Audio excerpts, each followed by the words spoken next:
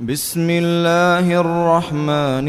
الرحيم سبح لله ما في السماوات وما في الأرض وهو العزيز الحكيم يا أيها الذين آمنوا لم تقولون ما لا تفعلون كبر مقتا عند الله أن تقولوا ما لا تفعلون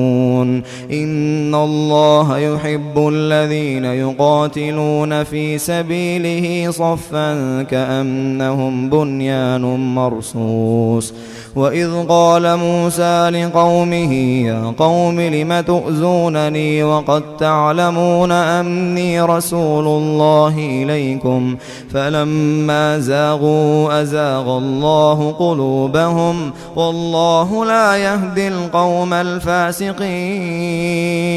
وإذ قال الله يا عيسى ابن مريم وإذ قال عيسى ابن مريم يا بني إسرائيل إني رسول الله إليكم مصدقا لما بين يدي من التوراة ومبشرا برسول يأتي من بعد اسمه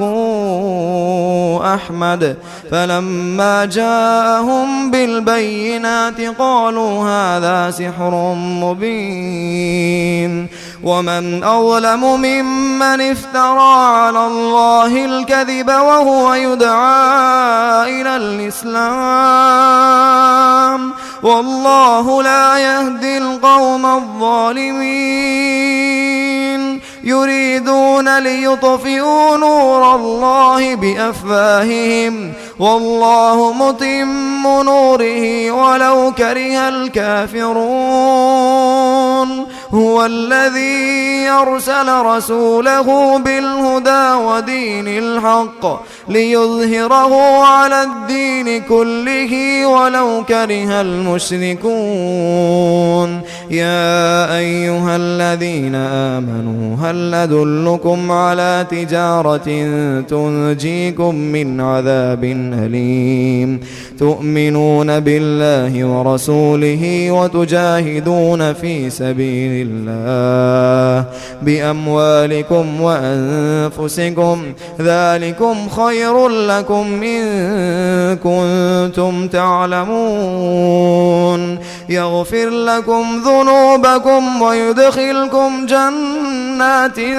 تجري من تحتها الأنهار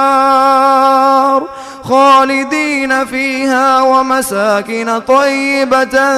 في جنات عدن ذلك الفوز العظيم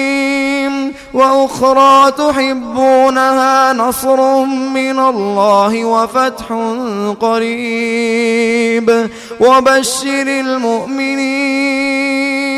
يا أيها الذين آمنوا كونوا أنصار الله كما قال عيسى بن مريم للحواريين من أنصاري إلى الله قال الحواريون نحن أنصار الله فآمنت طائفة من بني إسرائيل وكفرت طائفة